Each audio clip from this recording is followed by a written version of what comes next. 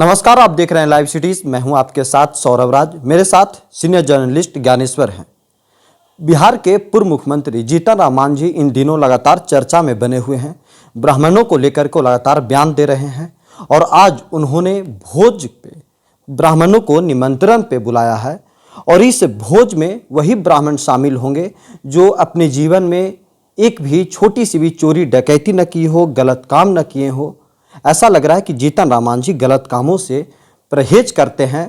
इस पे विस्तार से चर्चा करेंगे। मेरे साथ ज्ञानेश्वर हैं। सर, जिस तरीके से जीतन राम मांझी ने आज ब्राह्मणों को भोज पे बुलाया है और वहाँ एक नियम शर्त है कि कोई भी गलत व्यक्ति उस भोज में शामिल नहीं होगा, ऐसा लग रहा है जीतन राम मांझी गलत कामों से परहेज करते हैं हमेशा। देखिए सौरभ, जब कोई भी राजनेता चोर डकैत की बात करता है ना तो मुझे हंसी आती है जी, ठीक है ना। किस बात का परहेज? देखिए, चोर डकैत से दूर जाइए, अच्छी बात है, लेकिन इन राजनेताओं की जुबान में इसकी परिभाषा क्या होती है? ब्राह्मण को आपने कह दिया चोर डकैत, ब्राह्मण जो हैं वो ना आए। क्या दलित चोर डकैत नहीं आएंगे, यह बात भी आप कहेंगे? इस बात की गारंटी देंगे? और जीतन राम मांझी जी स्वयं इतने विवादों में रहे हैं, आपको पता नहीं ये स्मरण है कि नहीं है। मैं अपने वीडियो एडिटर को कहूंगा कि जो पुरानी खबरें हैं वे क्लिपिंग भी दिखा दें कि जब वे बिहार के मुख्यमंत्री थे, नीतीश कुमार ने बनाया था, तो उनके एक बेटे हैं परवीन मांझी, आप भी जानते होंगे जी। और वे बोध गया कि एक होटल आरके पैलेस में रंगरेलियां मनाते हुए गिरफ्तार किए गए थे। मतलब रोके गए थे, गिरफ्तार तो हम नहीं कहेंगे क्योंकि बाद में मामले को रफा दफा कर दिया गया था, बड़ा बवाल हुआ था, गिरफ्तारी नहीं हो पाई थी।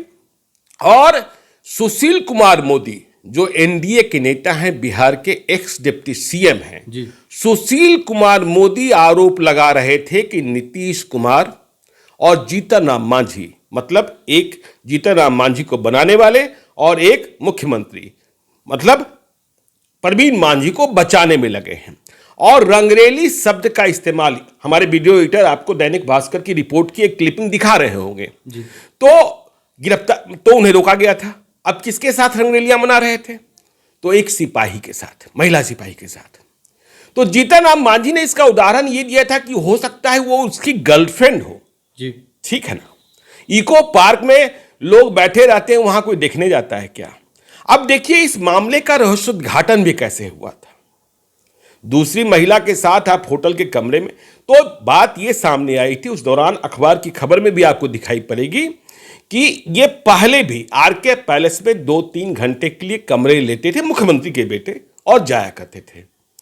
लेकिन पुराना हिसाब, मतलब इसका यह है जो अखबार की रिपोर्ट कह रही है कि ये पहले का पैसा नहीं दे रहे होते थे।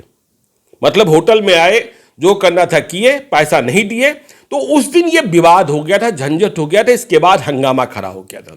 सुशील कुमार मोदी कह रहे थे कि सरकार बचाने की कोशिश कर रही है मुख्यमंत्री के बेटे को। आज जीतन राम मांझी उसी एनडीए में शामिल हैं और ब्राह्मणों के बारे में कह रहे हैं। देखिए, चोर डकैत से परहेज करना चाहिए, अच्छी बात है, लेकिन सेल्फ डिसिप्लिन यह भी तो बहुत आवश्यक है। तो आज यह भी देखना होगा कि जीतन राम मांझी अपने बेटे को उस भोज में शामिल रखते हैं कि नहीं रखते हैं। देखिए, चोरी डकैती से ज्यादा चोरी डकैती में धन लूटा जाता है और रंगरेलिया में क्या होता है, दूसरे की अस्मत के साथ आप खेलते हैं, ठीक है ना। अब कितना ये लोग अब ये कह देंगे कि सहमति से, ठीक है, सहमति से बहुत सारी चीजें होती है, लेकिन क्या उसे सामाजिक स्वीकृति प्रदान होता है? तो ये सारे विवाद, चोर डकैत कह देना। और देखिए, मैं इस बात से, देखिए कौन खाना खाता है नहीं खाता है, जिस तरीके से अभी बिहार की राजनीति चल रही है, जीतन राम मांझी के एक बयान ने कि आपने हरामी कह दिया। हरामी का मतलब क्या होता है? हरामी मतलब, जब आप हरामी कहते हैं, हरामजादा कहते हैं, हमने पहले भी कहा था जब रेणु देवी ने छात्र नेता को हरामजादा कहा था। मैंने हिंदी की डिक्शनरी, जो सबसे स्टैब्लिश डिक्शनरी है ज्ञान मंडल की, हरामजादा का मतलब होता है नाजायज गर्भ से पैदा। तो ब्राह्मणों को आपने नाजायज गर्भ से पैदा कैसे मान लिया? वो तो करेंगे जो शराब का सेवन करते हैं, जो मांस मछली खाते हैं, उसको गाली देंगे वो। अरे भाई, शराब का सेवन करते हैं, जीतन राम मांझी तो कहते हैं कि उनके समाज के लोग शराब पीते ही पीते हैं, तो गाली देंगे अपने समाज को? उनके ये तो खुलेआम खुले तौर पर मतलब ये कह रहे हैं कि हमारे समाज के लोग, आपको वो बयान याद होगा जी, कि लोग उसके बाद टन होते हैं, उसके बाद सो जाते हैं, तो गाली क्या देंगे भाई? गाली क्या देंगे? यदि शराब क्या केवल ब्राह्मणों के लिए बुरा है कि दलितों के लिए भी बुरा है?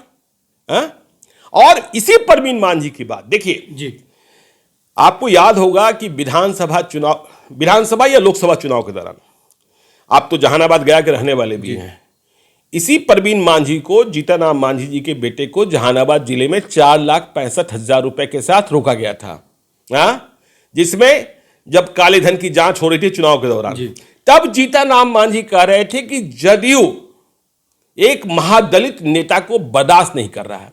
तो देखिए, जब सुशील मोदी आरोप लगा रहे थे कि मुख्यमंत्री के बेटे को बचाया जा रहा है, तब जीतन राम मांझी कह रहे थे कि भाजपा के नेताओं को महादलित का बेटा मुख्यमंत्री हो गया, इस बात को बर्दाश्त नहीं किया जा रहा है जी। और जब इनका बेटा परवीन मांझी दूसरी बार 4,65,000 रुपए के साथ पकड़ाया, गिरफ्तार नहीं हुआ था, छोड़ दिया गया था, काले धन की जांच होने लगी थी, तब इन्होंने कहा कि, तब ये जनता दल यूनाइटेड से अलग हो गए थे कि जेडीयू के लोगों को यह बात महादलित नेता का उत्थान समझ में नहीं आ रहा। तो ये नेता चाल और चरित्र कब बदल लेंगे? और कौन सी पार्टी है बिहार में, किस पार्टी का आप नाम लेंगे जिसमें आपराधिक चरित्र के लोग नहीं भरे पड़े हैं? इंतजार कीजिए, जीतन राम मांझी की पार्टी के जी जो लोग हैं, उनमें कौन कौन लोग किस किस केसेज में इन्वॉल्व हैं, वो हिस्ट्री सीट भी हम खोल देंगे। आपके पास है मेरे पास? अरे मेरे पास तो मेरी लाल डायरी तो जानते ही, आप जानते हैं, सबका खाता भाई हम नोट करके रखते हैं। मुझे न ब्राह्मणवाद में फंसना है, न दलितवाद में फंसना है, समझे ना? न मुझे ब्राह्मणवाद की जय करना है, न मुझे दलितवाद की जय करना है। देखिए, आदमी आदमी होता है, खून का रंग लाल होता है। हाँ, खून का रंग लाल होता है। वह न चमार का खून अलग किस्म का होता है, न ब्राह्मण का खून अलग किस्म का होता है। तो ये जीतन राम मांझी अब भोज दे रहे हैं, तो भोज आप सम्मान के साथ दीजिए ना। अब आपके यहां चोर डकैत जो निकलेंगे, आप अपने बेटे का क्या करेंगे? करेंगे? उस समय तो घर में ही उनके ऐसे हैं भाई। आप तो परवीन मांझी की बात हो रही है ना, तो आपने परवीन मांझी के खिलाफ सुशील मोदी आरोप कर रहे थे, सुशील मोदी आरोप लगा रहे थे, जो आज आपके साथ है, कि आप मुख्यमंत्री रहते हुए अपने बेटे को बचाने का प्रयास कर रहे हैं। तो जब जिसकी सत्ता तब उसकी लाठी।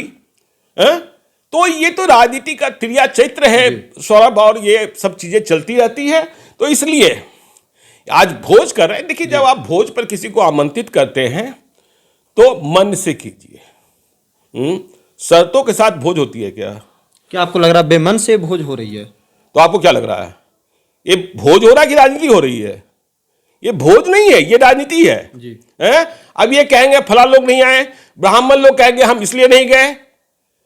ब्राह्मण भी बिल्कुल साफ सुथरे, देखिए ब्राह्मणों में भी ऐसा नहीं है, ब्राह्मण में भी एक से एक बाहुबली पैदा हो गए जी। क्या आप श्री प्रकाश शुक्ला का समर्थन कर सकते हैं? क्या आप देवेंद्र दुबे का समर्थन कर सकते हैं? नहीं कर सकते हैं। और इनकी जाति में ही कैसे कैसे लोग पैदा हुए। लेकिन जब राजनीति का मौका आता है तो लालू यादव कहते हैं कि हमने मुसहर को टिकट दे दिया, और वो हेलीकॉप्टर से मुतता था।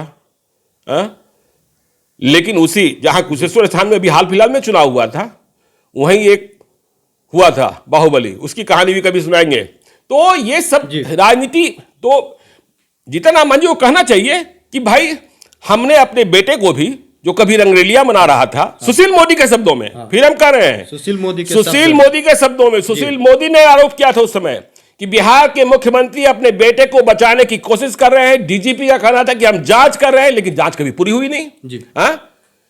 तो जब सैया भय कोतवाल तो डर काहे का, वो कहानी है ना। तो अब देखना यह हुआ कि जीतन राम मांझी अपने घर के, जो उनके बेटे के ऊपर आरोप लगी थी एक समय, उसके ऊपर वो क्या कुछ बोलते हैं। आप अब तक यूट्यूब पे लाइव सिटीज़ को सब्सक्राइब नहीं किया है, सब्सक्राइब कर लें। फेसबुक पे भी लाइव सिटीज़ को फॉलो करें और ट्विटर पे भी हमारे साथ जुड़ सकते हैं। धन्यवाद।